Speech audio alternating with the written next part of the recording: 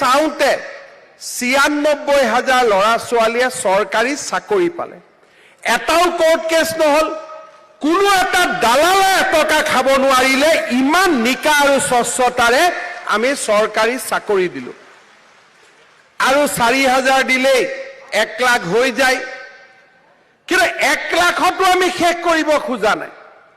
অসমৰ যুৱক যুৱতীৰ আশা আকাংক্ষাৰ আমি পূৰ্তি যাতে হ'ব পাৰে, তাৰ বাবে আমি কাম কাজ কৰাটোৰ ওপৰতে বিশ্বাস কৰোঁ।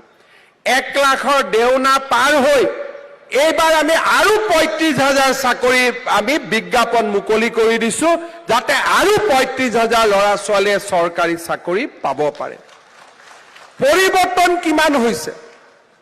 কেইদিনমান আগতে মই বাক্সা জিলাত গৈছিলোঁ। এখন স্কুলৰ সন্মুখেদি গ'লোঁ।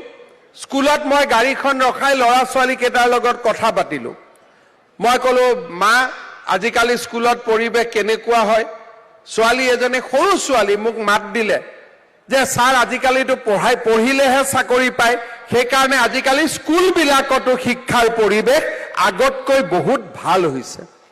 যোৱা 3 দিন আগত মই ধেমাজিত আছিলোঁ।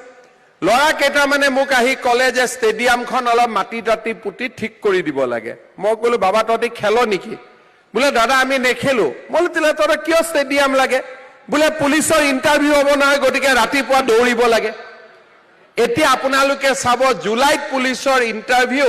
ডেকা ল'ৰা ছোৱালীবিলাকে মদ খোৱা, জুৱা খেলাৰ কথা বাদ দি ৰাতিপুৱা সদায় ৰাস্তাত দৌৰি থাকে, কেনেকৈ আমি পুলিচত চাকৰি পাম। আগতে ল'ৰাবিলাকে কি কৰিছিল যে দৌৰিটো চাকৰি নাপাওঁ, মন্ত্ৰী MLA টকা দিহে চাকৰি পাম। সেই পৰিৱেশ আমি অসমত 2 বছৰৰ ভিতৰতে পৰিৱৰ্তন কৰিম।